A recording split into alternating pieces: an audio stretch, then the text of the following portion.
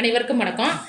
கடந்த காணொலியில் பார்த்தீங்கன்னா எலும்பு மண்டலம் தசை மண்டலம் பற்றி பார்த்தோம். இந்த காணொலியில் வந்து நம்ம செரிமான மண்டலம் அப்படிங்கிறத பற்றி பார்க்கலாம்.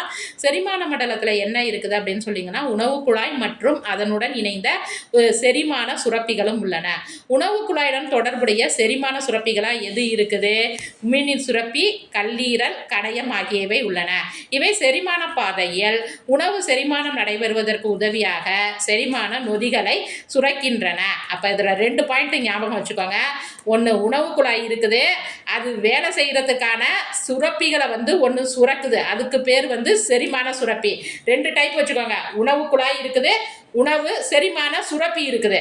அப்போ அந்த உணவு குழாய் செயல்பட எது உதவுது? செரிமான சுரப்பி உதவுது. அந்த செரிமான சுரப்பி எத்தனையா இருக்குது? உமிழ்நீர் சுரப்பி, கல்லீரல், அப்புறம் வந்து என்னென்னு சொல்லி பார்த்தீங்கன்னா கணையம் 3 இருக்குது.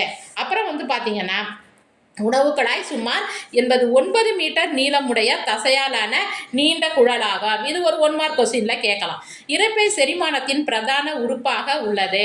சிறுகுடலில் உட்கிரகித்தல் நடைபெறுகிறது. இதெல்லாம் பார்த்துக்காங்க. உணவு பாதையின் பாகங்கள் என்னென்ன அப்படின்னு சொல்லி பார்த்தீங்கன்னா வாய்க்குழி, தொண்டை, உணவு குழல், இரைப்பை, சிறுகுடல், பெருங்குடல், மலவாய்.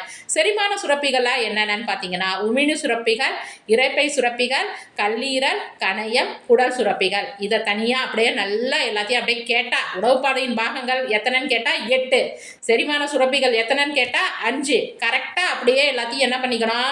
மனப்பாடம் பண்ணிக்கோங்க, புரிஞ்சுக்கோங்க. அவ்வளவுதான்.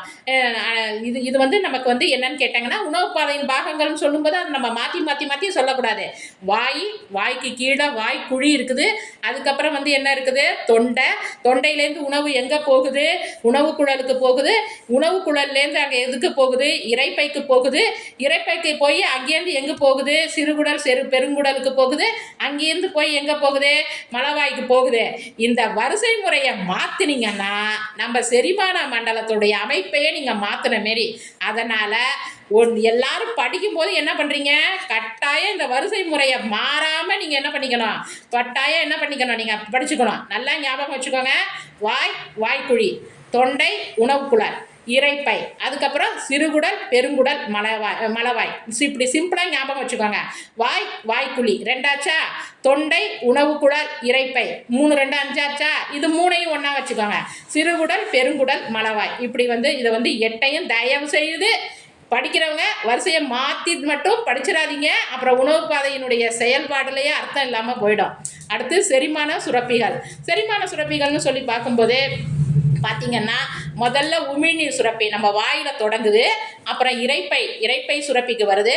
அப்புறம் கல்லீரல், கணையம், குடல் சுரப்பி. இந்த வரிசையையும் எல்லாரும் வரிசை மாறாமல் பார்த்துக்கோங்க. இதில் வந்து உங்களுக்கு செரிமான மண்டலத்தை பற்றி கொஞ்சம் விளக்கி சொல்லியிருக்கிறேன்.